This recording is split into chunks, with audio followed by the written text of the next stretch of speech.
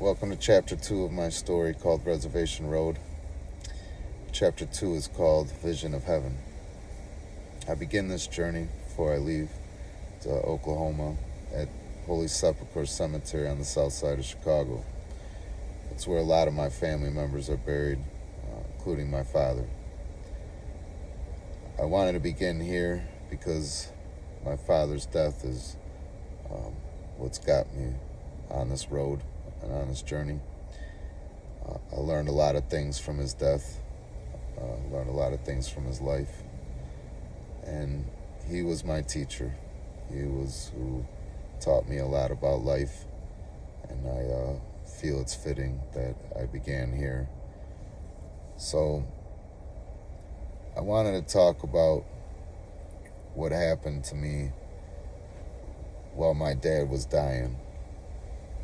He was dying of spine cancer.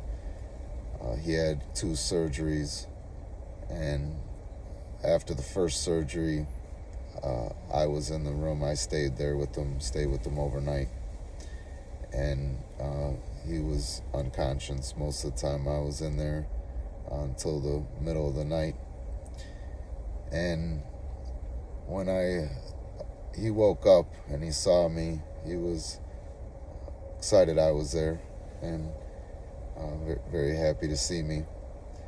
And the first thing he wanted to tell me about was his vision of heaven. To really understand his vision of heaven, you have to understand my father, who basically was blessed with 2 sets of parents. He had his biological parents, who were a huge part of his life, and he also had an aunt and uncle, my Uncle Larry and Aunt Betty, my grandfather's brother and wife, who were unable to have children. So they looked at my dad as their child, and taught him a lot of things, taught him how to bowl, just taught him a lot of things in life. So when my dad woke up and saw me, wanted to tell me about this vision of heaven, he was all excited to tell me, and he's like, I had a vision of heaven. And I said, oh yeah, Dad? I was like, I can't wait to hear this one. So he tells me that he's in front of my aunt and my uncle's house that they had in Chicago. It wasn't their final house, so it was that particular house that when we all lived close together on the south side.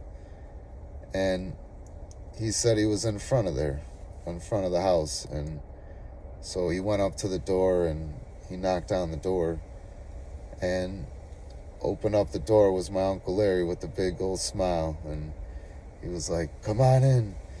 And he welcomed him in, and he said that he walks in and he sees at their table, when he walked in their front door, they had a dining room table, and sitting at the table was my Aunt Betty, my grandmother, and my grandfather.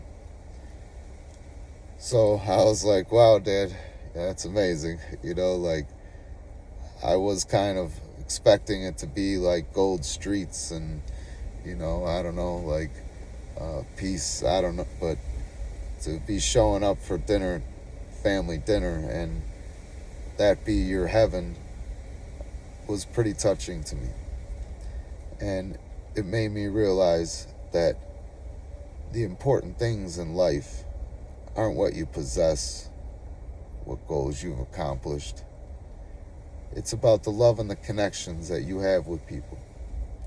True love connections.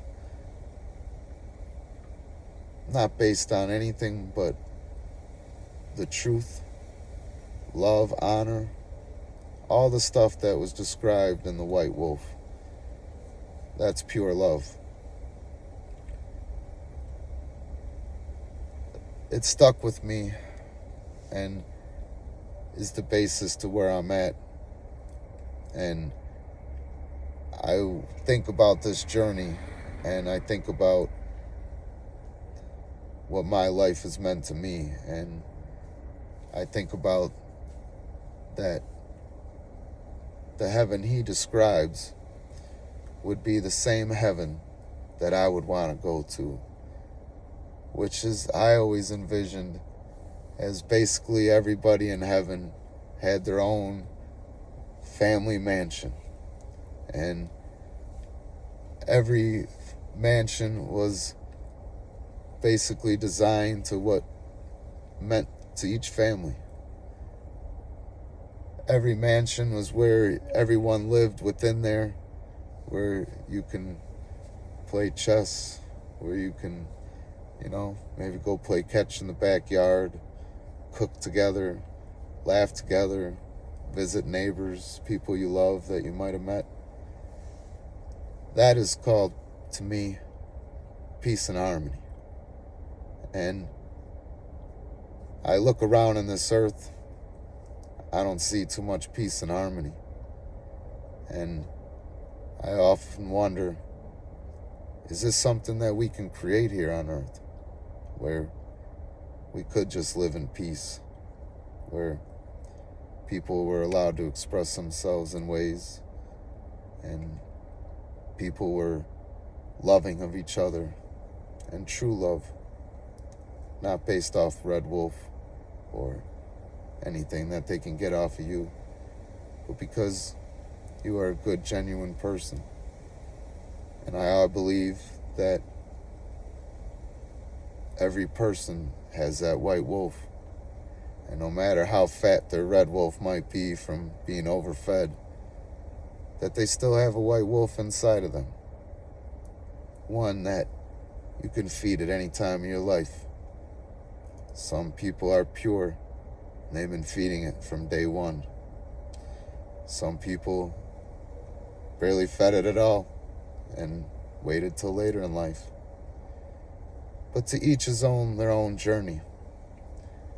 Ones that can't be judged, because no one really knows what anybody's going through, because what you see in this lifetime might be because of past lifetimes, if you believe in that.